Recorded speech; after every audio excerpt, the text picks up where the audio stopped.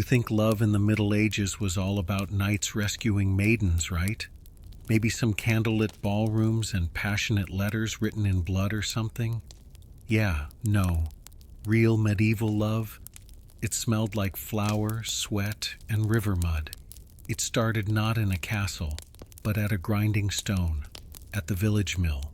This is a story about ordinary people, farm hands, weavers, blacksmiths' daughters, falling in love the only way they could, during work, during chores, and yes, sometimes behind the priest's back. So if you're curious what romance really looked like before Tinder, or heck, before plumbing, then stay with me. Tap that like button if you're already intrigued, and subscribe if you're the kind of person who likes history a little messy and a lot real. All right, let's go. Let's walk down the muddy path to the old village mill and see where love really began. They say the church was the soul of a medieval village. Maybe. But if you asked me what its beating heart was, the place that thumped, pulsed, and gathered people together, it wasn't the altar or the graveyard. It was the mill. Let me paint the scene. Picture a squat, wide building with timber beams darkened by centuries of rain and smoke. The roof sags a little, like it's tired of centuries of village drama. Out back, a wooden wheel creaks and groans as the stream turns it. Constant, slow, like an old man telling a story he's told too many times.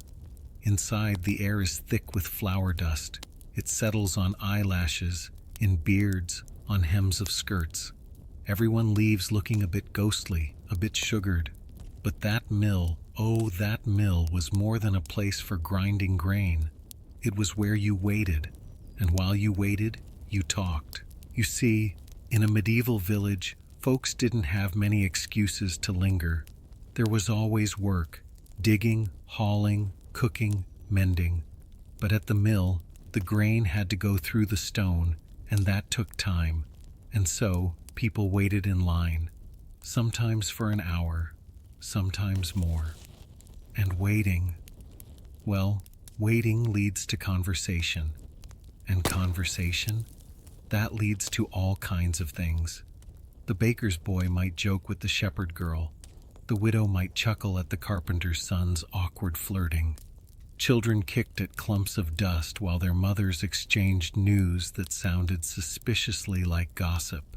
And the old men sat on the same bench under the same tree, squinting at the sky and claiming it would rain, just like they did yesterday. The miller himself was half wizard, half bartender. He knew everyone's stories, everyone's debts, everyone's business. He didn't speak much, but when he did, people listened. And his eyes, always watching. It was here that people collided. Not in the literal sense, although once a donkey did knock a suitor flat into a grain sack, but socially. You could bump into someone every day in the fields and never say a word. But in the line at the mill, there were glances, questions, shared silence. Take Maud, for instance. About 20 years old, recently widowed, no children. She lived at the edge of the village, near the woods, and most thought she was odd for walking barefoot in the morning. But every Tuesday, she came to the mill with a little sack of barley and waited her turn, eyes down, lips pressed tight. Everyone noticed her, even if she tried to disappear. And then there was Tom. Not Thomas, mind you, just Tom. The youngest son of the carpenter, a lad with rough hands and a nervous twitch in his smile. He'd always show up with far too small a sack for such a strong lad, just enough to justify being there, and somehow, always on Tuesdays. He never spoke to Maud. Not then. But he stood a little closer each week, watched her hands as she brushed flour from her sleeves, laughed a little louder at jokes when she was within earshot. Once, when her bag ripped, he handed her twine from his belt without a word. No one said anything, of course, but everyone noticed, because the mill was a stage and the villagers were always the audience. And here's the thing, there was no privacy in a medieval village. None. Houses were small, walls were thin, and windows were either open or stuffed with rags. Everything you did, someone saw. But the mill, that was different, because everyone was watching everyone else. And in that tangle of eyes and dust and waiting, you could get away with a glance too long, a question too bold, a smile too tender. The church might marry you, the fields might feed you, but the mill, that's where love started. And if you think that sounds romantic, well, good. But don't get too comfortable, because what began at the mill didn't always end in joy. Sometimes it ended in scandal, sometimes in punishment. Sometimes it didn't end at all, just lived quietly for decades, wrapped in shared chores and calloused fingers. Next time, I'll tell you what happened when Tom finally spoke. But before that, a little something about work, because back then, labor wasn't just labor. It was courtship, with splinters. If you were hoping love in a medieval village involved grand declarations and moonlit serenades, I've got some bad news. It was mostly buckets, bruises, and borrowed tools. Love wasn't written in poetry. It was carved into splintered carts, soaked into shared linens, and carried on aching backs. Romance was practical. It grew in the gaps between chores, between fetching water, feeding pigs, and stacking hay. But most of all, it grew in work. Let's go back to Maud and Tom. Maud had lost her husband the winter before, a quiet man who caught a fever and passed in 3 days. They'd been married young, barely knew each other, no children, not much laughter. She never said a word about him after he died, not one. She just kept her garden neat, her firewood stacked, and came to the mill every Tuesday with her little sack of barley. Tom, meanwhile, was carving his way through life with rough hands and too much silence. His father, the village carpenter, was nearing 60 and still barked orders like a man of 20. Tom had 3 older brothers who all left. He stayed. Someone had to. They first really met, not at the mill, but over a broken fence. Maud had a goat, a devilish one, and one morning it decided to launch itself through the wooden fence near her garden and straight into her cabbages. Tom had been walking by with a saw over his shoulder. She didn't ask for help, didn't even look at him, but he stopped. Wordless, he knelt, gathered the scattered fence planks, and set to fixing it. She held the goat by the horns, muttering curses under her breath. He built a patch with crooked nails and too few tools. When it was done, she nodded. That was it. But after that, Tom always seemed to be nearby when Maud needed help. The next week, it was the well rope, frayed and ready to snap. Then a jammed window shutter. Then a pile of firewood needing chopping. Maud never asked. He never lingered. Just helped, nodded, and walked off, leaving behind little clouds of sawdust and awkward silence. People noticed, especially the elder women, keepers of village order, morality, and very sharp eyes. They said Maud was tempting fate, that Tom needed to be careful, that people talked, and people did talk, but Maud didn't care, or maybe she did. It was hard to tell. She kept showing up to the mill, sometimes with flour dust on her cheek, sometimes with a bruise on her hand, but always with that same straight-backed walk and quiet eyes. And Tom kept being there too. One day, the miller's wheel got stuck. A branch had wedged into the mechanism downstream. The mill ground to a halt. Villagers groaned. Some left, but Tom offered to help. So did Maud. Together they walked down the muddy path by the stream. The miller, old and grumbling, stayed behind. So did everyone else. That's when they spoke, properly. He asked how she was. She said, "Fine." He nodded. She added, "The goat's still a bastard." He smiled. And that, in medieval terms, was practically flirting. By the time they reached the blockage, they were talking about the weather, then gardens, then bread. It was mundane, clumsy, and full of silences. But for them, it was something. And when they pulled the branch free together, soaking wet and breathless, something shifted. They stood for a second, both covered in river muck, and they laughed. That laugh, that moment, that was the spark. Because here's the truth. In a medieval village, there weren't many moments like that. Life was hard, death was close, work was constant. But every now and then, in between chores and cold mornings, people found something that made it all feel lighter. And when you worked beside someone, really worked, you saw who they were. Maud saw Tom's patience, his quiet strength, the way he noticed things without needing to say much. Tom saw Maud's wit, her stubbornness, the way she made space for him without ever asking for anything in return. They didn't kiss, not yet. There was no music, no fireworks. Just two muddy villagers standing by a now spinning wheel, a little closer than before.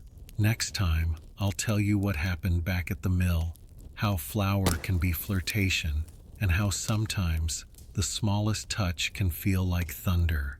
Back at the mill, something had changed.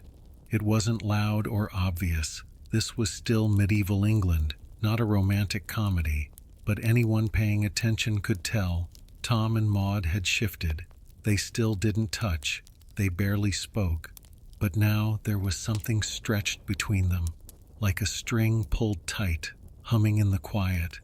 And let me tell you, in a village where people knew each other's footsteps by sound, subtlety was a lost cause. It started with glances. Maud would look up from tying her grain sack and catch Tom looking. Or Tom would pretend to inspect the millstone while Maud stood nearby, brushing a smudge of flour off her sleeve. Once, their eyes met and neither looked away for a good few heartbeats. That moment? Pure chaos for anyone watching from behind a barley bag. The younger girls giggled. The older women whispered. The miller just raised an eyebrow and said nothing. But here's the funny thing. In medieval villages, flirting wasn't really allowed, at least not in the way we understand it. Courting was supposed to be done under supervision, through families, with clear intentions and straight backs. But everyone knew that rules bent in quiet places, like the edges of the mill line or the shadowy corners of the barn, so people made use of what they had. Flour became an accomplice. One Tuesday, Tom showed up with his usual too small grain sack and positioned himself just behind Maud in line. She noticed. Everyone noticed. But no one said a word. She dropped her sack. It landed wrong, spilling just a little. Tom knelt to help. Their hands touched. Just for a moment. You'd think they'd pulled off a heist. Maud looked up at him. Tom froze. Their fingers brushed again. She gave him the smallest nod, barely more than a blink. But in that world, that was practically a sonnet. They didn't speak, not really. But they had a rhythm. When Maud moved, Tom followed. When Tom laughed at something a neighbor said, Maud smiled, just barely. That's what flirting looked like in the Middle Ages. No letters, no candles, just shared gestures, a bit of banter, and a whole lot of tension.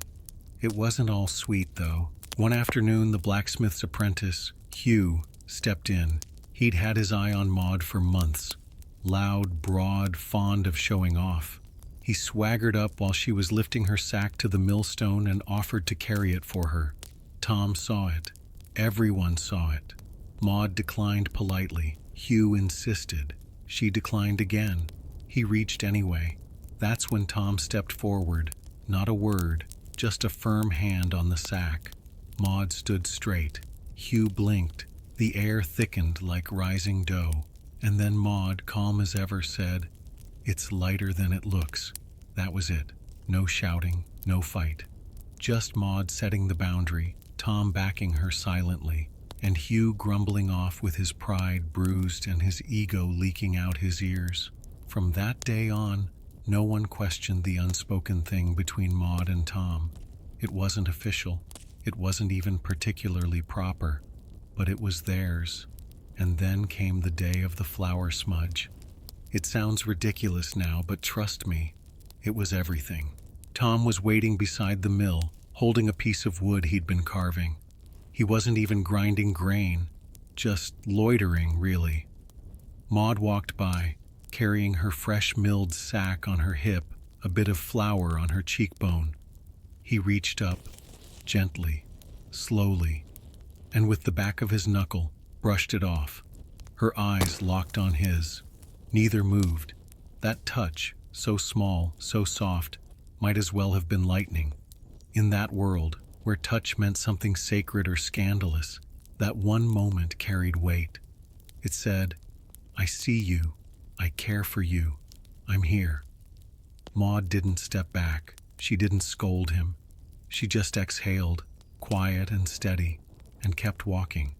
Tom watched her go. The miller, sitting on his stool nearby, spat into the dust and muttered, "About bloody time." That's how things worked. Nothing fast, nothing flashy, but real. Next time I'll take you beyond the mill, into the wild joy of the summer dance, where sparks sometimes turned into fire, and where the village watched everything. If the mill was the place where sparks were struck, the village feast was where they caught fire. You didn't get many chances to dance in the Middle Ages, not unless you counted stomping on rats in the barn. But once or twice a year, when the harvest was good or a saint's day rolled around, the entire village would drop their tools and pick up something far more dangerous: rhythm. Now don't picture a ballroom. No chandeliers, no string quartets. Picture this: a muddy clearing swept mostly free of manure, a few trestle tables borrowed from the church, jugs of questionable cider, and someone's uncle fiddling like his life depended on it. That was a medieval village dance, and that was where Tom and Maud found themselves, shoulder to shoulder, hearts thudding like the mill wheel in flood season. The festival was for Saint Swithin, the one who supposedly controlled the rain. If you believed the old women, and honestly it was safer if you did, a sunny St. Swithin's Day meant good fortune. And this one? Blue sky, warm breeze, not a cloud in sight. Maud arrived with her usual quiet grace. She wore the same rough-spun dress she always did, but someone, maybe herself, maybe not, had braided wildflowers into her hair. It wasn't loud. It wasn't meant to be, but it stopped Tom in his tracks like he'd just stepped on a nail. Tom looked different too. Not cleaner, not richer, just more certain. He wasn't there to fix fences or carve planks.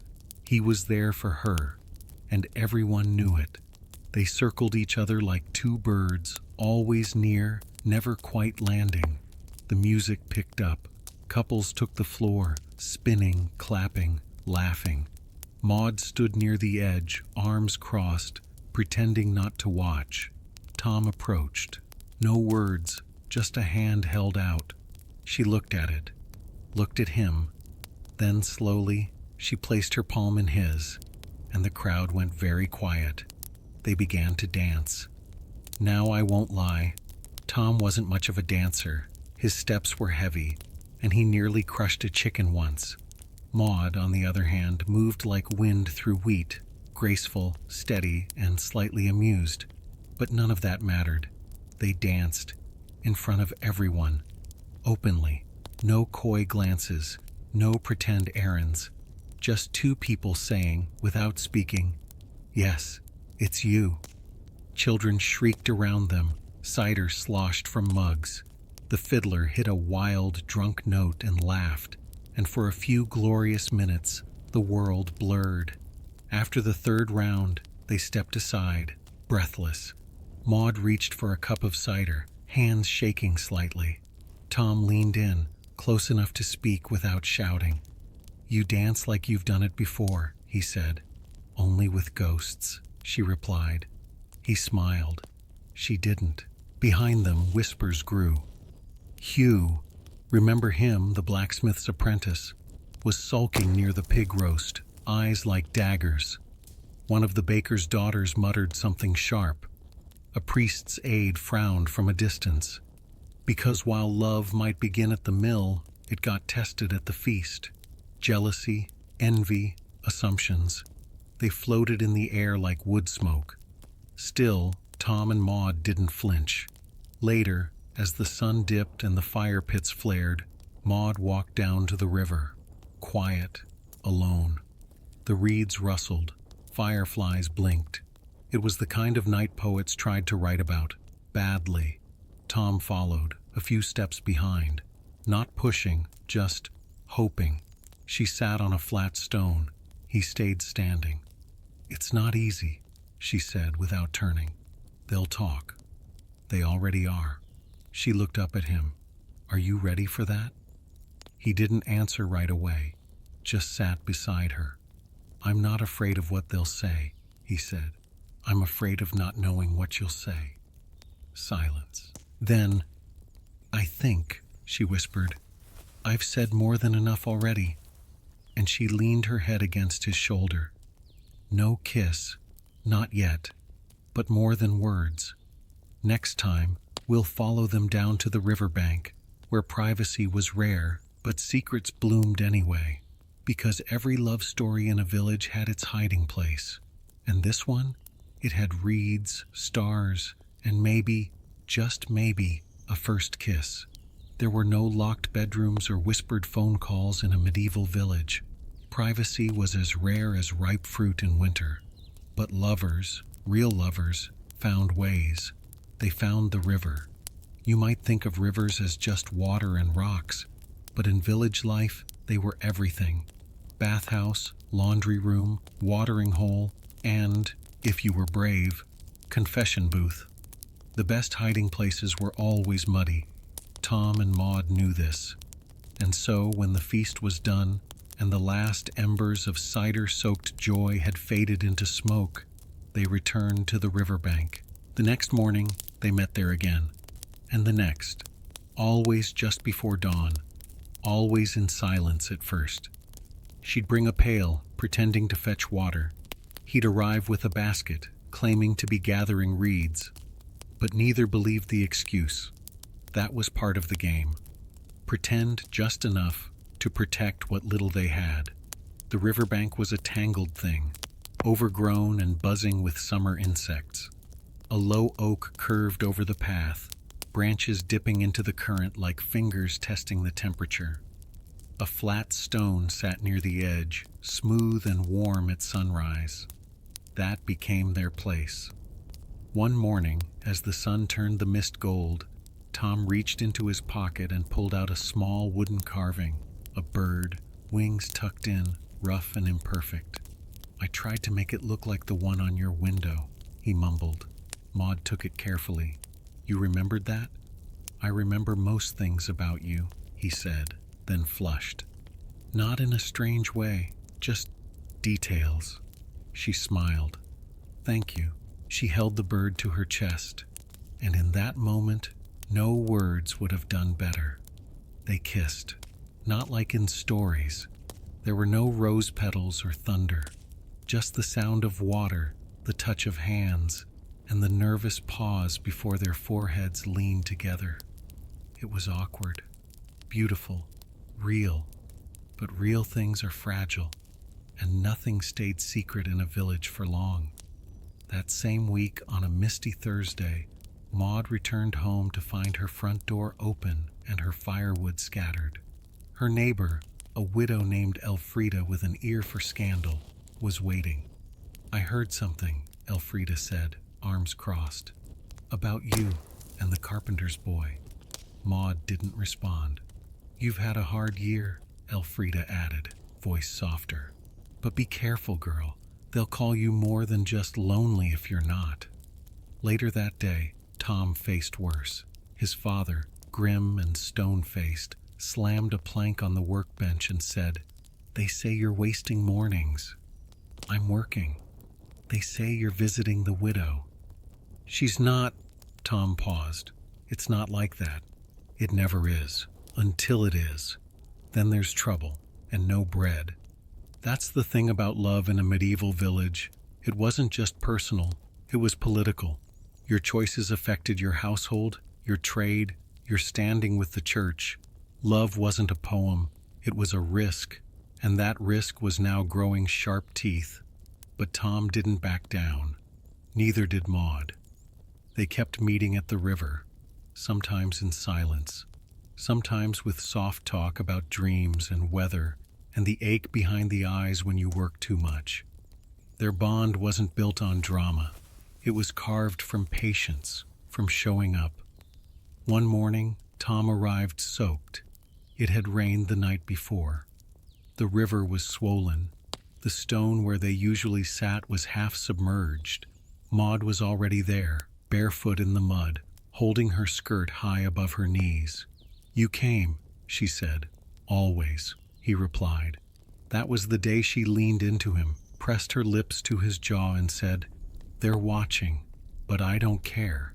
That declaration, simple, small, and whispered, was revolutionary, because in a world where marriages were arranged, where love often came second to survival, where widows were expected to fade and young men to obey, Maud and Tom were choosing something wild, each other, but not everyone shared their joy.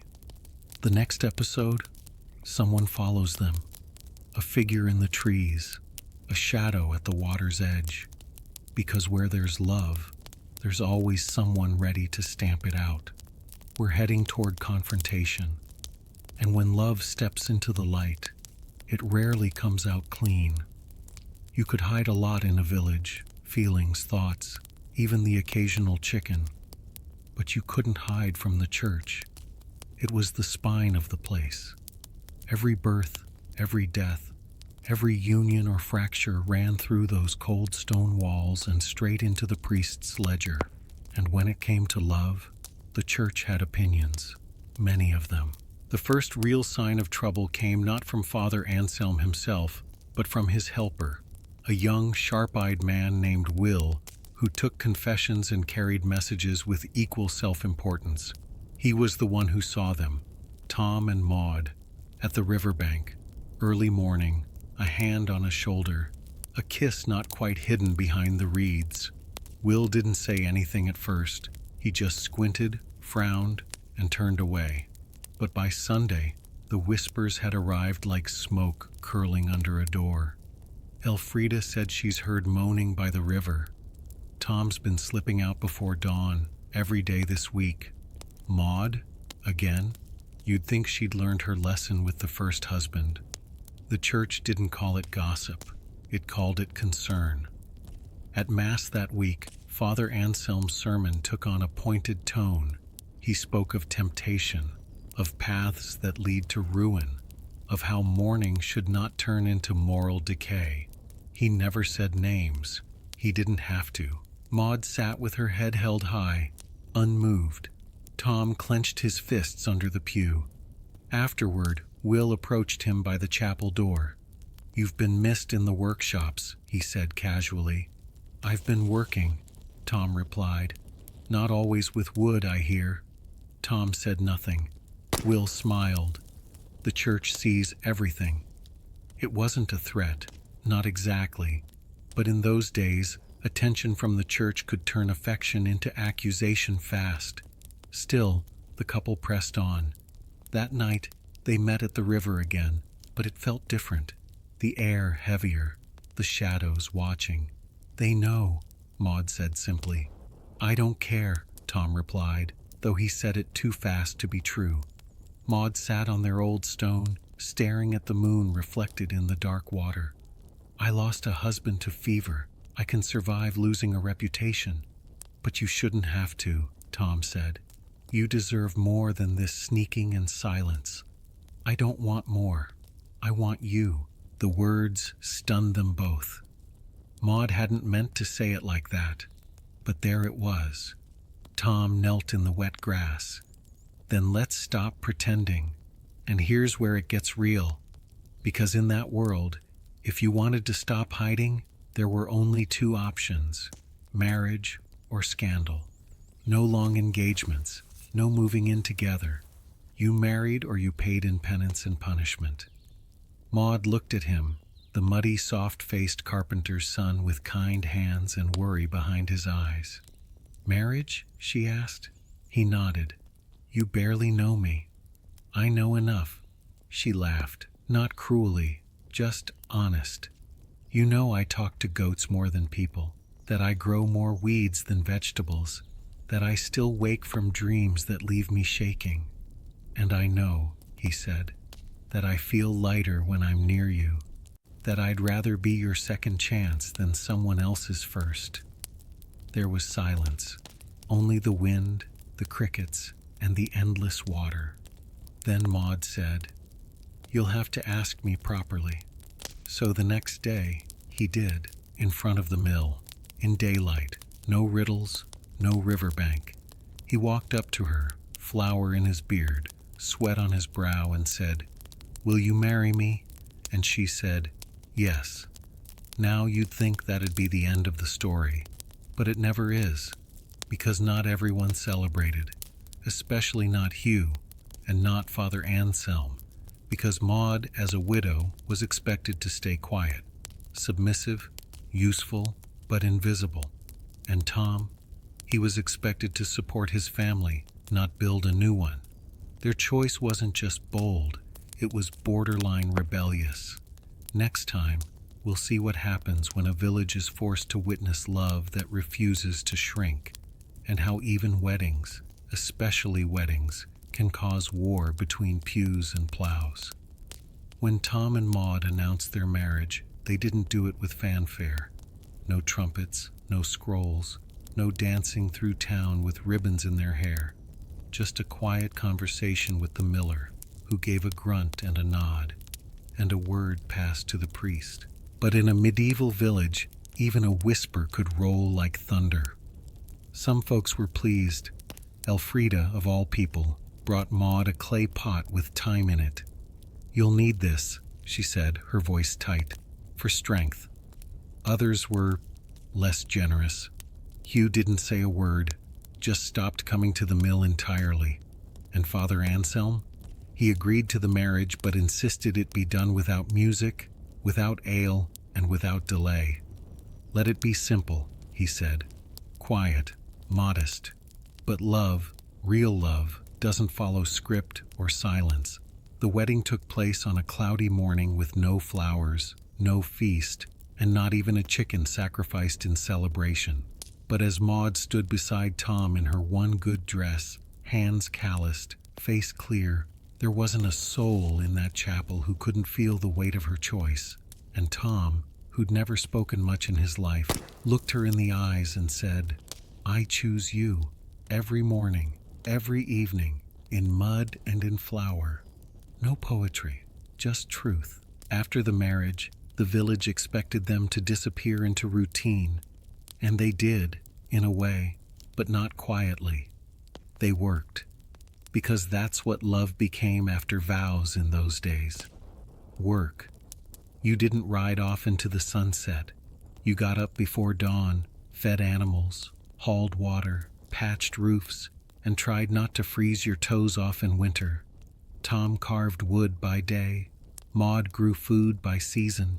They shared one room, one blanket, and 2,000 chores. And yet somehow they thrived. Where once Tom fumbled through conversation, now he listened with calm assurance. Where Maud used to move alone, now she moved with someone who understood the rhythm of her steps. They didn't always agree. Sometimes they argued over grain, over goats, over the strange noise the chimney made at night, but never about love. That part was settled. One summer, the harvest failed. Rain came late, then too hard. Crops drowned. Hunger crept in like fog, quiet and cruel. Tom's father grew ill, couldn't work. His brothers didn't return. The burden landed on their doorstep like a dead crow. For weeks, they scraped by. Then Maud, barefoot, muddy, and not waiting for permission, marched to the mill with a plan. She traded dried herbs for grain. took up dyeing cloth for the weaver's wife, even sold her late husband's boots. "He won't be needing them," she said. Tom watched all of it, silent and stunned. One night, as they sat by the fire, he finally spoke. "You saved us." Maud looked up from her stitching. "I didn't save us. I just worked." "No," he said. "You held it all together. I was too proud." She shook her head. "You carried me when I couldn't breathe. This was just my turn." That's the part of medieval love stories no one writes about. The carrying, not just the literal hauling of sacks or buckets, but the carrying of fear, of grief, of exhaustion, of each other's worst moments. You didn't fall in love and then float. You dragged it together through mud and cold and aching backs. By the time the next harvest came, they were thinner, tougher, and strangely closer. Not because they'd had time for kisses under moonlight, but because they had survived. Maud, now pregnant, worked slower. Tom built a cradle before he even finished the barn. When she asked why, he said, "Barns will stand. Babies won't wait." That was their language now, practical, grounded, loving in actions more than words. The mill still turned. The village still whispered. But Maud and Tom had become their own kind of truth. Quiet, solid, undeniable. Next time we'll return to the mill one last time. Years later, wrinkled hands, familiar benches, and a world that kept turning. Because love, when rooted deep enough, doesn't vanish. It just settles in. Years passed. Not all at once, of course. They never do. Time in a medieval village didn't sprint. It creaked, groaned, and slipped forward like the wheel of the old mill. Steady, stubborn, and always moving, even when no one was watching. Tom and Maud aged with the rhythm of the land. The cradle he built got worn from use, twice. Their daughter Ellen was born with fists already clenched, like she was ready to fight the world. Their son, John, followed 2 winters later, quieter, but always watching, like his father. The house expanded by 2 rooms, then 3. The roof was patched every spring. The goat, miraculously, survived to an age that made people whisper. And through it all, the mill kept spinning. It became more than a place to gather flour. It became part of their story. Ellen had her first tumble in the dust by its door.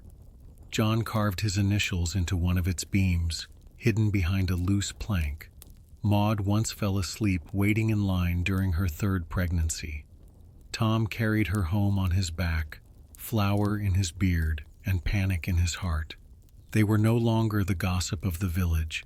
That job passed to new blood, young hearts fumbling with the same stolen glances and risky meetings by the riverbank. Tom and Maud watched it all with the quiet, smug smile of those who knew how the story ends. Sometimes they sat on the old bench by the mill and just listened, to the creak of the wheel, to laughter from the line, to the sound of life continuing. One autumn, Maud's hair turned the same color as the flour she used to brush from her cheeks. Her walk slowed. Her hands, once quick and strong, grew stiff with ache, but she still came to the mill. Tom, too, though he now used a walking stick carved with little birds, each one a memory. One day, a girl from the village, no more than 15, asked Maud, "Is it true you married the carpenter's boy without asking permission?" Maud raised an eyebrow. "I did." The girl gasped, as if she'd heard a tale of dragons and swords. "And you're still together?" Maud looked across the clearing, where Tom was bartering with the miller's grandson, stubborn as ever. "Yes," she said.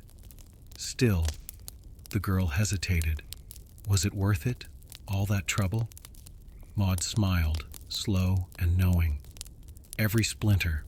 Tom returned, grumbling about grain prices, and Maud took his arm. They walked home like they always did, slow, quiet, close.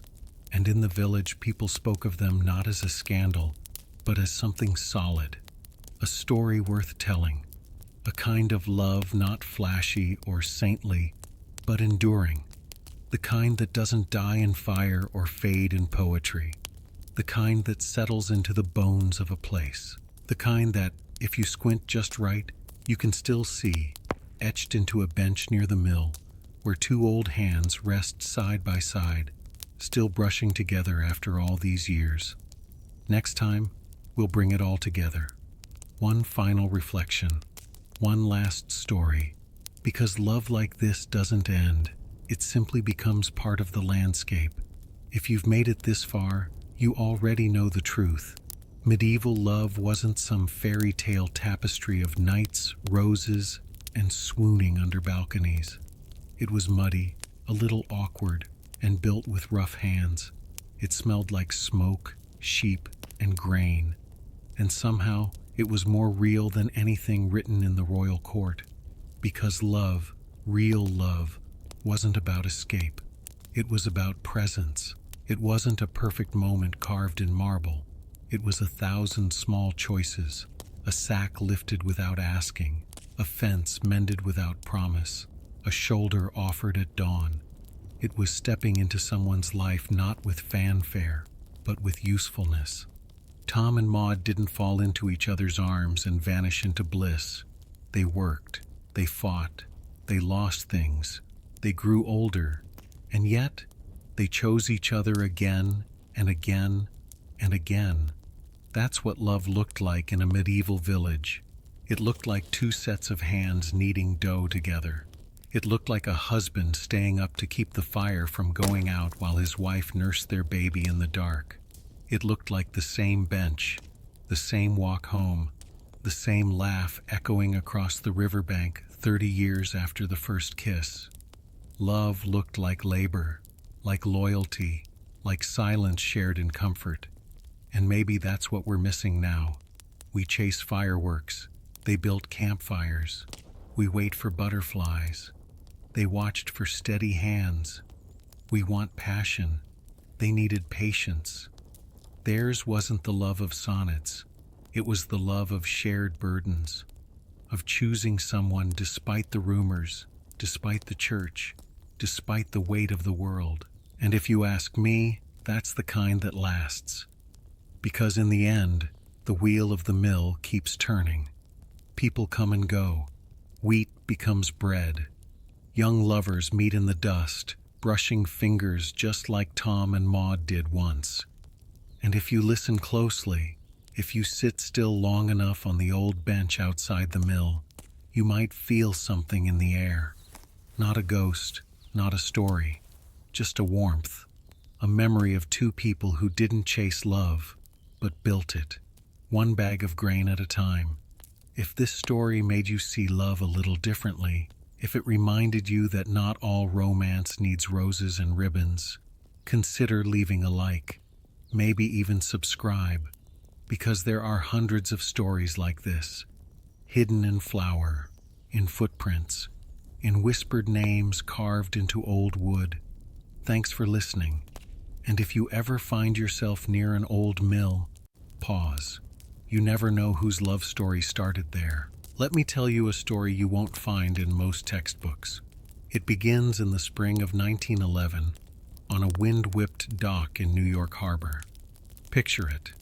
A steamship moored at Ellis Island, its hull blackened from coal smoke, and a line of weary people clutching sacks and hope in equal measure. And right in the middle of that crowd stood a young woman, no older than 20, with nothing but a bundle wrapped in linen. No gold, no English, just a sewing machine. That was it. Her name was Anna. At least, that's what they called her after mishearing her real name. She didn't bother correcting them. Most immigrants didn't. When you've left everything behind, what's one more thing? Anna didn't arrive to chase riches. She came to escape something colder than poverty. The kind of fear that knocks at your door at night and whispers that tomorrow may not come. She came for a life. Any life. And she wasn't alone. In 1911, over 1 million immigrants stepped onto American soil. 1 million stories, most of them lost. But not hers, not today. Because Anna's story, smoky, stitched together with thread and sweat, ends in fire and silence. And then something remarkable. But before all that, she arrived, with nothing but a sewing machine. And if you're here because stories like this matter to you, the kind that start small but stay with you, then give this a like, maybe subscribe, and let's walk with Anna through the streets of old New York. I think you'll see her in more places than you expect. Enjoy the story. When Anna was a child, she learned to sew by candlelight. Her mother stitched linens, mended coats, and whispered prayers into every hem. The winters in Białystok, back in the Russian Empire, were the kind that cracked windows and turned bread to stone. But fabric kept you warm, and sewing kept you fed. Anna was the third of 5 daughters. Her father died from tuberculosis when she was 10. By 12, she was working, not in a schoolroom, but in a basement with other girls, turning bolts of rough cloth into shirts for men she'd never meet. The factory owner was Polish. He smoked cigars and never learned her name. She learned early that being invisible had its advantages, but you can only stay invisible for so long. In 1910, riots swept through their part of the city. Pogroms. That's the word they used. Men came with torches and curses. Anna's cousin didn't make it out. Their house was gutted. Her mother's sewing machine, that old cast-iron singer, was somehow untouched. That's when Anna's mother told her to go. She'd saved for 2 years, coins hidden under floorboards and in flour jars. Enough for 1 ticket, 1 bag, 1 future. They packed the machine in linen, wrapped the legs with twine. Her mother kissed her forehead and whispered, "Sew something better." The train ride to Hamburg was her first time leaving Białystok. Her boots cracked at the toes. She shared a carriage with 6 other women, all silent, all staring at something just past the horizon. In Hamburg, the stench of fish and coal mixed in her throat. The ship to America, the SS President Lincoln, was gray and massive. It swallowed people by the hundreds. Steerage was hell. There's no other word. The food was a kind of soup. The toilets barely worked. People coughed through the nights. But Anna held onto her machine. She kept it wrapped under the bunk, and every morning she checked the stitches to make sure nothing had come loose. After 2 weeks at sea, land came into view, not with trumpets, but with fog and gulls, and the Statue of Liberty rising out of the gray like something holy. Ellis Island was loud. That's what she remembered most. Babies crying, men shouting in languages she couldn't place, doctors prodding cheeks checking for disease. Her own name, Anya Zilberblatt, was misheard, became Anna Silver, just like that. They asked her where she was going. She didn't know.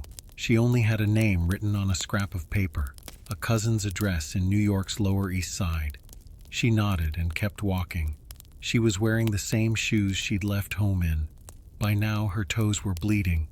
She stepped outside and was hit with the noise of the city. Wagons rattling, people shouting, horses neighing, whistles blowing. The buildings stretched taller than anything she'd ever seen. Laundry fluttered from windows. Steam rose from every corner. She clutched her machine, tight. She didn't cry, not yet. Instead, she kept walking. She passed a fruit cart, a man yelling about newspapers, and a line of girls heading into a building with signs that read, "Help Wanted, Shirtwaist Workers." She stared at it. Then, just as a trolley screeched past and someone cursed in English, she stepped off the curb and crossed the street. That was Anna's first step toward the Triangle Factory. But she didn't know that yet. All she knew was this. She had hands that could sew, a cousin with a floor to sleep on, and a machine that had made it across an ocean. And that was going to be enough, or so she hoped. New York did not welcome you gently in 1911. It roared, it shoved, it covered you in soot and never apologized. For Anna, it was like stepping into the inside of a furnace, a living machine where the gears were made of people and every corner rattled. She arrived on a Tuesday. The Lower East Side was her destination, though destination might be generous. It was more like a maze of crumbling buildings, sagging fire escapes, and shouting in 10 languages at once. Children ran barefoot down alleys slick with fish water. Peddlers pushed carts that screamed of garlic and onion. Somewhere in the distance, a phonograph played a song she couldn't understand, but the melody caught her off guard and made her miss home. Just for a second. Anna's cousin Miriam lived on Orchard Street in a fourth-floor walk-up where the hallway wallpaper peeled like sunburnt skin. The apartment was 2 rooms, with 8 people inside already. Nobody asked questions. Anna laid her bundle in the corner, sat on the edge of a straw mattress, and listened to the neighbors arguing through the walls. That night, she didn't sleep. Between the heat and the snoring and the unfamiliar breathing of strangers, it was easier just to stare at the ceiling and wonder if the ocean was still following her somehow. By morning, Miriam had found her a lead. "There's a place," she said, chewing on a crust of rye. "You're good with shirts, yes? Triangle, big factory, lots of girls, pays decent if you don't faint." Triangle. She would hear that name again, too many times, but that morning it was just another place to be useful. They walked there together, past pushcarts and saloons, through the Bowery and over to Washington Place, where the building loomed 10 stories high. The Ash Building, it was called. Gray stone, iron-framed windows, smoke curling up from every floor. The street outside was packed with girls, all of them young, most of them tired. Some wore fancy hats they couldn't afford, hoping to pass for more than they were. Anna stood in line. The foreman barely glanced at her papers. He looked at her hands instead. Thin fingers. Quick ones? She nodded. "Good. Don't break needles. Don't talk. You mess up, you're gone." That was her interview. By midday, she had a spot on the 8th floor, wedged between 2 other girls, one who hummed and one who cursed. The machines, all treadle-powered singers, formed rows so tight you couldn't stretch your legs. The air was a soup of lint, oil, and sweat. No fans, no open windows, 1 toilet for 200 girls. The hum of needles was like a swarm. You got used to it, or you didn't. Some girls cried on their first day. Anna didn't. She'd seen worse basements, but she did notice one thing. The doors were locked. Not all of them, just the stairwells. A supervisor held the key, said it stopped theft, said it was normal, said it fast, like punctuation. Lunch was 15 minutes. If you didn't bring food, you went hungry. Most girls brought hard bread or apples. Anna nibbled on a boiled potato, kept in a cloth under her skirt to stay warm. She sat by the window and looked out at the city. So big, so fast, so far away from anything soft. Still, she had work. She had purpose. And by the end of the week, she had $2 in wages, folded flat, wrapped in string, and tucked inside the sewing machine case. Each day followed the next with military rhythm. 5:30 wake-up, quick wash, stale breakfast, 7 o'clock shift. 10 hours, 6 days a week. Sundays were for laundry, for mending, for crying, if needed. But sometimes they laughed, whispered jokes under the drone of machinery, traded buttons and stories and dreams. One girl, Esther, shared a pickle and said she wanted to be a poet. Another, Rivka, confessed she'd once slapped a supervisor, got fired, still proud. Anna listened more than she spoke. She kept her head down, but slowly she stitched herself into their world. And the strangest thing, for the first time since leaving home, she felt solid, like part of something, something loud and breathing and stitched together with human thread. She even started sleeping. But one night, just as she was drifting off, she heard someone sobbing in the hallway, quiet, like a secret. Then another voice. She fainted again. They said she won't be back. Silence. Anna opened her eyes. Her sewing machine sat in the corner, wrapped in its cloth, the only thing she'd brought with her, the only thing that hadn't changed. She pulled the blanket tighter and turned her face to the wall. Tomorrow, she would go back. Back to the noise, back to the smoke, back to Triangle. Because that's what you did. You ever been somewhere so loud it becomes quiet? That was the Triangle Shirtwaist Factory on a Monday morning. By your third week, the clatter of the sewing machines doesn't sound like chaos anymore. It becomes rhythm, like a drum beat you don't question. But the air never got easier. By the second hour of each shift, the room was so thick with dust and cloth fibers, it felt like you were breathing thread. Girls would come home each night with lungs full of lint. If you coughed too loud, the foreman would shoot you a look, a long one, as if noise was your fault, not his. Anna had settled into her place on the 8th floor, 3rd row, 5 machines from the far wall. She never got the window seat. That was for the girls who flirted with the foreman. But she could see the corner of the sky if she leaned just right. A sliver of blue or gray, depending on the hour. She worked fast. She had to. The pay was by the piece, and slow girls didn't last.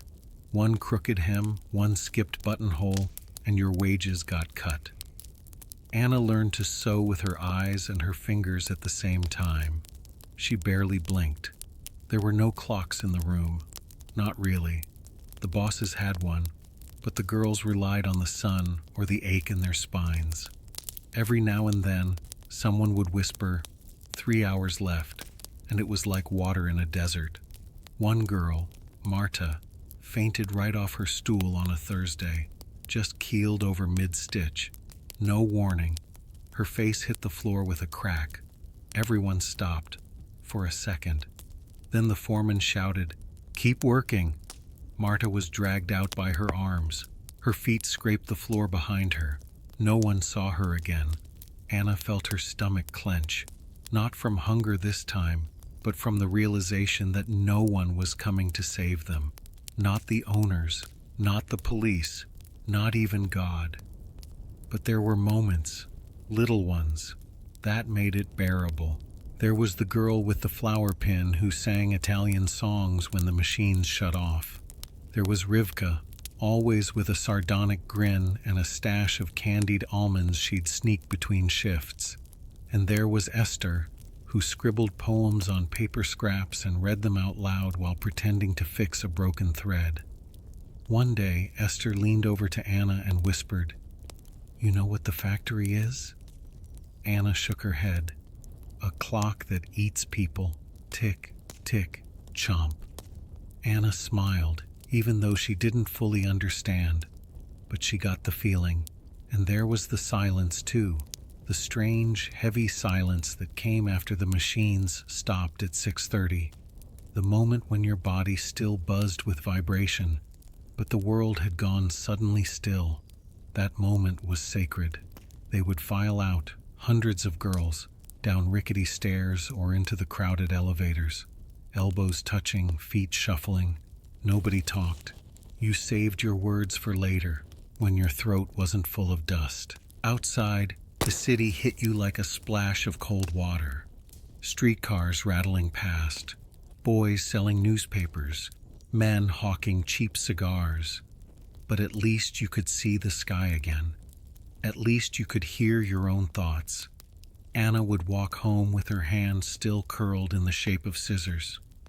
Some nights, she sat on the rooftop of the tenement building, her legs dangling over the edge. She liked to watch the smoke trails from the chimneys, so many of them, like veins rising into the sky. She once asked Esther, "Do you ever think we'll leave this behind?" Esther looked up. "You mean New York?" "No," Anna said. The sewing, the machines." Esther took a long breath. "I think if we do, someone else will just take our place. There's always another girl with a sewing machine." Anna thought of her mother, of the machine back in Białystok, of how every generation just picked up where the last one left off. She didn't say anything else, but the thought stayed with her. That weekend, she bought a small silver thimble from a peddler on Hester Street. It cost her 10 cents, nearly a whole meal, but it was worth it. It made her feel like a professional, like she wasn't just surviving, she was practicing a trade, something that mattered. She wore it on her finger every day after that, even slept with it, like a wedding ring for a future she hadn't met yet. The days blurred into weeks. The seasons didn't change, not really, just different kinds of cold and damp. But Anna was still standing, still stitching, still inside the clock, waiting for it to chomp. By the winter of 1910, the girls had had enough. Enough of the lint in their lungs, enough of padlocked doors, enough of paychecks that shrank for no reason, enough of being called girl no matter how long they'd been breaking their backs. They called it the uprising of the 20,000, a nice clean name for something that was anything but. Anna didn't start it. She wasn't the kind of girl who waved banners or shouted at police, but she followed. She walked out with the others, mittens on her hands, scarf pulled up high, fear stuck somewhere between her ribs. She didn't go out to start a revolution. She just wanted to breathe. Outside the Triangle factory, they formed lines, shoulder to shoulder. Most of them were no taller than 5 feet. Some wore Sunday shoes, others boots with holes. But they held the line. For 1 hour, then 2, then 4. A girl named Clara Lemlich, younger than Anna, climbed onto a wooden crate and shouted in Yiddish, "I am tired of talking. I move that we go on a general strike." And somehow, they did. The picket line swelled. Girls from dozens of factories joined them. Some boys, too. And not just Jews, Italians, Russians, Hungarians. Even a few Irish women from the garment shops uptown. They called themselves shirtwaist workers. It sounded fancy, but it was mostly a lot of sewing, a lot of shouting, and very little warmth. The bosses called the police. The police brought sticks. Anna watched a girl next to her get shoved so hard she fell and cracked her chin on the icy pavement. Another was grabbed by her collar and thrown into a paddy wagon. Her only crime was yelling, "We want bread." The newspapers started paying attention.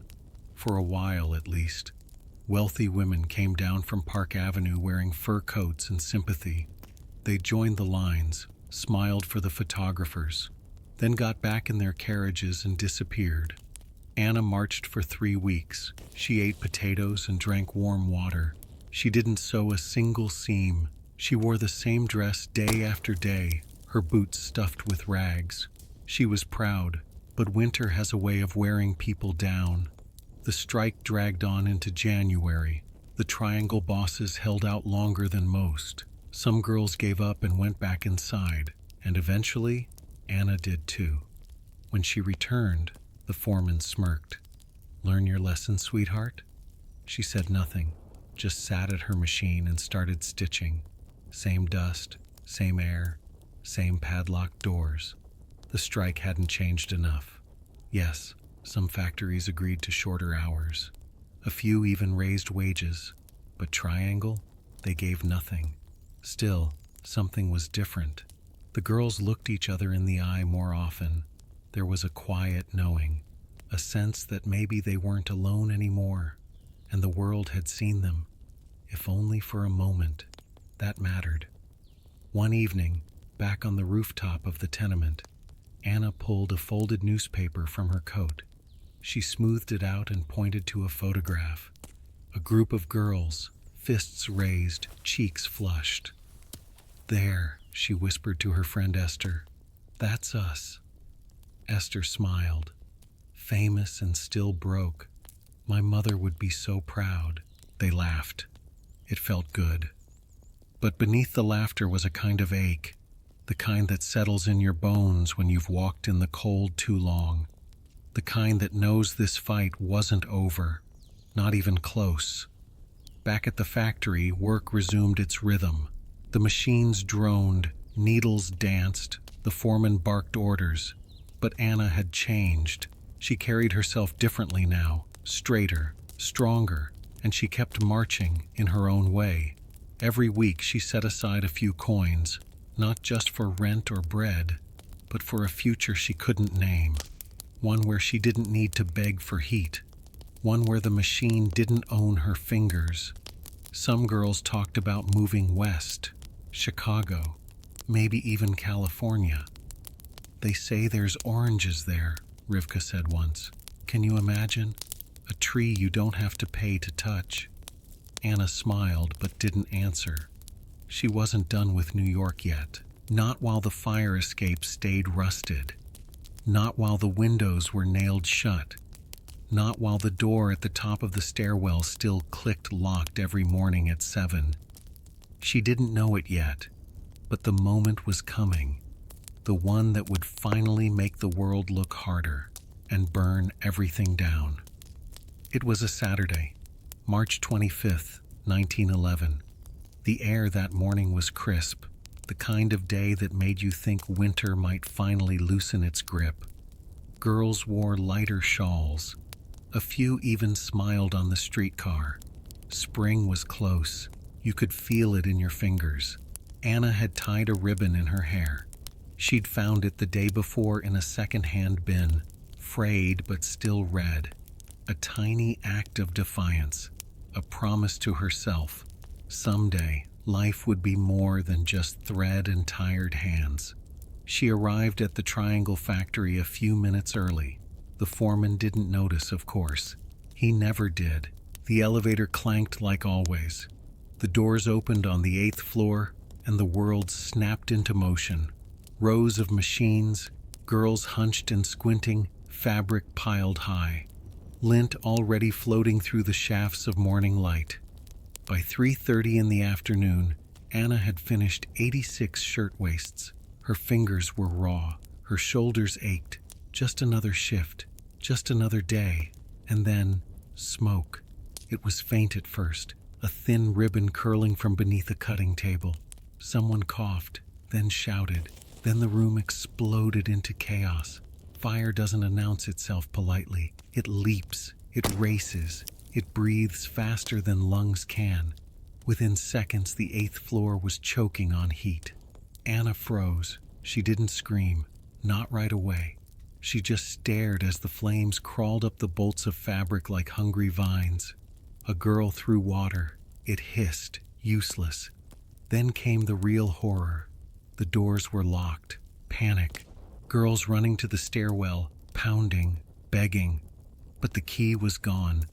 The foreman had vanished. Maybe he'd run. Maybe he never came back from lunch. No one knew. Anna stumbled toward the elevator. Others followed. Some pushed. The car had space for 12, maybe. 40 tried to get in.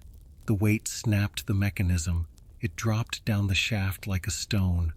There was no way out. The windows were the only option left, but they were 10 stories up. One girl, Clara, from the 5th machine down, opened a window, looked back once, and jumped. Anna turned away. She couldn't watch, but she could hear the sound a body makes when it hits cobblestone. Then another, and another. Screaming filled the room. Not one voice, all of them, overlapping, rising like a siren to heaven. Fabric caught fire, hair, skin. Girls clawed at each other. Some held hands before they leapt. Anna crawled under her machine. Smoke poured down from the ceiling. The air turned black. She wrapped her shawl around her face and tried not to breathe. Her thimble, the little silver one, slipped from her hand and rolled across the floor, disappearing into the dark. In the distance, she heard someone breaking glass. Then, a voice, male, calling out, "Over here!" A man, a bookkeeper from another floor, had forced open a door on the opposite end. He waved his coat through the smoke, guiding girls toward a narrow stairwell that hadn't been sealed. Anna ran. The hallway was filled with flame. She couldn't see the man anymore, just the orange light, just the heat pushing her back. But she ran anyway, coughing, stumbling. When she burst into the alleyway behind the building, she collapsed. She couldn't feel her hands. Her shawl was scorched. Her legs were bleeding. But she was alive. Not everyone was. By sundown, 146 people were dead. Mostly girls, some as young as 14. Their bodies piled on the sidewalk. Some were so badly burned they could only be identified by the buttons they wore, or the coins in their pockets. Anna sat on a curb 2 blocks away, wrapped in a wool blanket someone had thrown over her. Her hair smelled like smoke and fear. She watched as wagons carried away the bodies. She didn't cry. Not that night. She just stared at the building, still smoldering, and wondered if the machine inside had melted. The one that crossed an ocean. The one that belonged to her mother. She thought about the girls who jumped, about the ones who didn't make it to the window, about Marta, who'd fainted weeks earlier and never came back. The city didn't sleep that night. Sirens echoed, crowds gathered, reporters scribbled, ministers prayed, and Anna just sat there, still breathing, still watching, still alive. But something in her had changed forever. They buried the first girl 3 days after the fire. Her name was Rosie Maldini, 17 years old. She had come from Naples with her brother. They said she jumped holding her crucifix. That was all the priest could say at the funeral. There was no body left to kiss. The funerals didn't stop. They filled every church, synagogue, and street corner. Coffins stacked like crates. Mourners spilling out onto sidewalks. Faces pale from grief and smoke. Anna didn't attend them all. No one could. But she went to 5. Esther's was the worst. They found her curled in a corner on the 9th floor, hand covering her face, the stub of a poem clenched between her fingers. Anna kept that scrap of paper, still has it, pressed flat between 2 pieces of glass in a box in her bedroom. After the fire, New York did what it always does. It moved on, but not everyone moved quietly. The trial came quick. The owners of the Triangle Shirtwaist Factory, Blank and Harris, were charged with manslaughter. The public was furious. How could the doors be locked? How could no alarms have sounded? How could so many girls burn and no one pay for it? The courtroom was packed. Anna stood in line at dawn just to get inside. She watched the owners sitting stiff in their suits, dabbing their foreheads with fine handkerchiefs, while witnesses recounted screams and flames. And yet, the lawyers twisted everything. They claimed the girls panicked, that the exits were open, they just weren't found, that no one could have predicted a fire would spread so quickly. They blamed the chaos on immigrant hysteria. Anna clenched her fists so hard her nails left crescent moons in her palms. The jury acquitted them. Not guilty. Blanc and Harris walked free, smiling. Outside the courthouse, the crowd erupted. Shouts turned into shoves. A woman threw a rock. Anna didn't see who, only heard the crack of glass and the sharp command of police whistles. Later, she read in the paper that the owners had collected insurance money, more than $60,000, enough to rebuild the whole damn factory. Anna couldn't sleep for nights after that. She kept seeing Esther's face, hearing the elevator fall, smelling the smoke. But even grief gets tired eventually. And when it did, something else crept in: purpose. In April, Anna stood in front of a crowd of 300 people at a labor hall on Grand Street. She was shaking. Her boots were scuffed. She wore the same black coat she had every day that winter. But when she opened her mouth, her voice didn't waver. "I was there," she said. "I smelled their hair burning." The room went still. She didn't plan her speech, just told the truth about the lint in the air, about the doors that never opened, about the dreams folded into shirtwaists that no one would ever wear. People cried, people shouted, and people listened. That was new.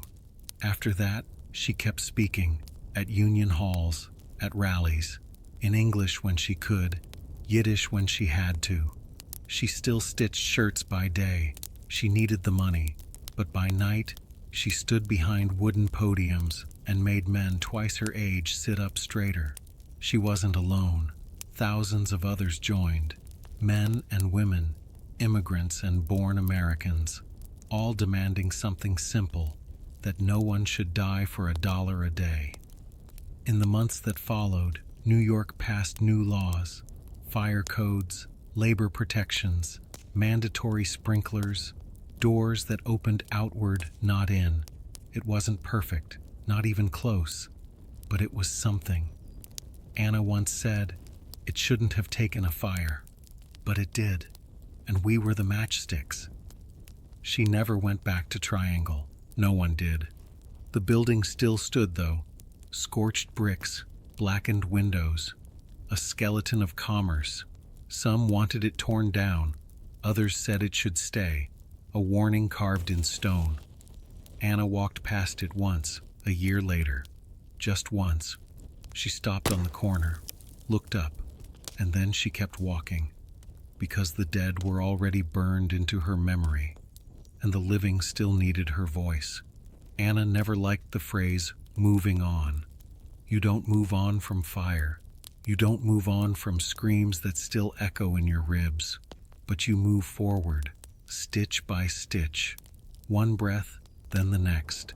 After the trial, after the rallies and speeches, she stopped speaking in public. Not because she had nothing left to say, but because she was tired. The kind of tired that wraps around your bones and whispers, "Just survive." So she found work again. Not at Triangle, of course. That building was a tomb. She took a job at a smaller shop on Delancey Street, run by a Polish woman named Mrs. Nowak, who paid fairly, cursed constantly, and insisted on open doors at all times. The factory only had 20 women. No elevators, no fire escapes that creaked. Anna still flinched at the smell of scorched fabric, but the shop was safer, kinder. There was a pot of tea in the corner, sometimes even laughter. And slowly, life crept back in. She met Jakub at a labor meeting. He was a shoemaker from Galicia, hands always inked with dye and polish. He had a crooked smile, a laugh like thunder, and a strange habit of humming lullabies when he concentrated. He called her Anna mine after only 3 weeks. She called him foolish, and then she kissed him. They married in a one-room synagogue with cracked windows and wildflowers on the table. No ring, just a quiet promise. They didn't have much, but what they had was theirs. Anna quit the factory a year later, not out of protest. This time, it was choice. She turned their second-hand parlor into a tiny sewing shop, hung her name in the window, silver stitching, shirtwaists, and repairs. It was just a name, but it felt like a flag, like a declaration that she was still here. She mended pants, sewed hems, made baby clothes and bridal veils. She charged fair prices. If a customer couldn't pay, she offered tea and stitched anyway. And on Saturdays, she taught. 1 table, 3 girls at a time, no pay, just knowledge. How to thread a needle without squinting. How to patch a tear without leaving a scar.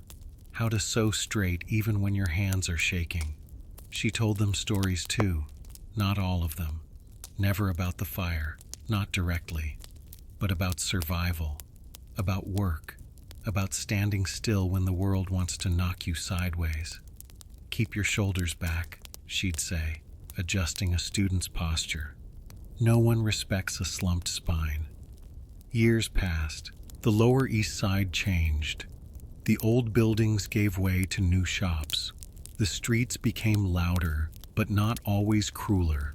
Electricity came. So did cars. The air still smelled like smoke sometimes, but the kind from chimney bread, not burning cloth. Anna and Jakub had a daughter in 1916. They named her Ruth. Ruth had soft curls and stubborn eyes. She tried to eat thread when she was 3, demanded shoes that sparkled when she was 5, and refused to learn sewing until she was almost 12. But when she did, she took to it like breathing. One afternoon, Anna caught her hunched over a scrap of fabric, tongue sticking out in concentration, trying to mimic a complicated stitch. Anna smiled, sat beside her. "Do you know why this matters?" she asked. Ruth shrugged. "Because our lives," Anna said, "have always been stitched together. When the world tears, and it will, we know how to sew." Ruth didn't understand then, but one day she would. Anna kept the thimble, the one from the triangle days. It was dented now, more oval than round, but she wore it like armor. Jakub kept her grounded. He teased. He made soup. He worked his leather and built boots that lasted. In a world of things that broke, he built what didn't. They were poor, but they were rich in days, in dinners, in nights spent listening to the city hum. And Anna, she never forgot the fire, never tried to, but she also never let it define her, because tragedy takes. But it doesn't get to keep everything. Some things, like love, like skill, like purpose, those are harder to burn. I didn't know her as Anna the immigrant, or Anna the striker, or Anna the survivor of the Triangle Fire. To me, she was just Grandma. She smelled like starch and lavender, kept hard candies in a little blue tin, and when she hugged you, she held on like she didn't quite trust the world to give you back. She lived in the same walk-up apartment on Orchard Street until the very end, the same one she and Jakub moved into after their wedding. Same creaky floors, same patch of light in the kitchen where she used to hum while sewing. I was 6 when she let me sit at her old Singer machine. It didn't work anymore, not really. But she guided my fingers anyway, her hands wrinkled and gentle. We weren't sewing fabric that day. We were sewing memory. "Every stitch," she said, "is a kind of story. That's why you make it straight, even when life isn't." I didn't understand, but I nodded. When I got older, I learned more, heard pieces of the story in whispers, at family dinners, in newspaper clippings, in the way her voice always caught when she heard sirens. She never talked about the fire unless you asked directly. And even then, she didn't give you flames. She gave you names. Esther, Marta, Clara, Rosie. Girls who never grew old. Girls whose lives were measured in buttons and floorboards and smoke. One summer, when I was 19, I found her thimble. It was in a velvet pouch at the back of a drawer, still dented, still silver. I asked her if I could keep it. She smiled, nodded, and said, "Be careful with it. It knows things." Years later, after she passed, I visited the building. The Triangle Factory, the old ash building. It's still there. Turns out they didn't tear it down. They made it part of New York University now. A library, I think.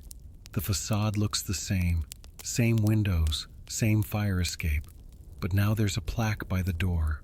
A long list of names, carved in bronze. People stop to read it sometimes. Not many, but some. I stood there a long time that day. Long enough for the noise of the city to soften.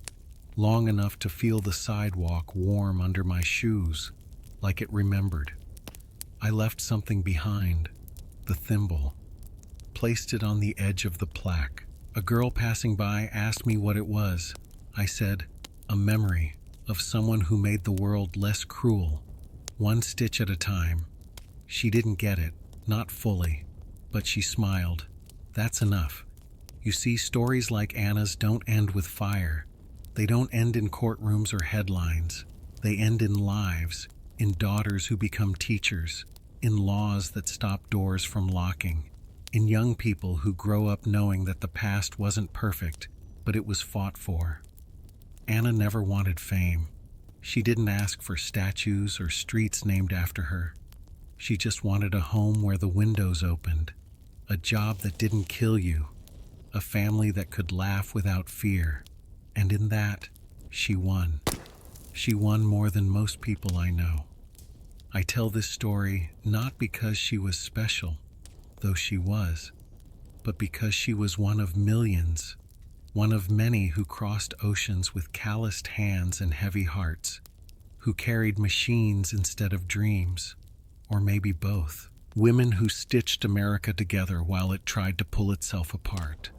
You pass them on the street every day. They're ghosts. They're echoes. They're the reason you clock out at 5. The reason your workplace has sprinklers and unlocked exits. The reason your grandma's sewing machine still hums in the basement. They are the reason we remember. So if this story meant something to you, if it made you stop and feel, even for just a second, then keep it with you. Pass it down. Speak their names. And when you see a garment or a stitch or a silver thimble that doesn't quite shine like it used to, remember Anna.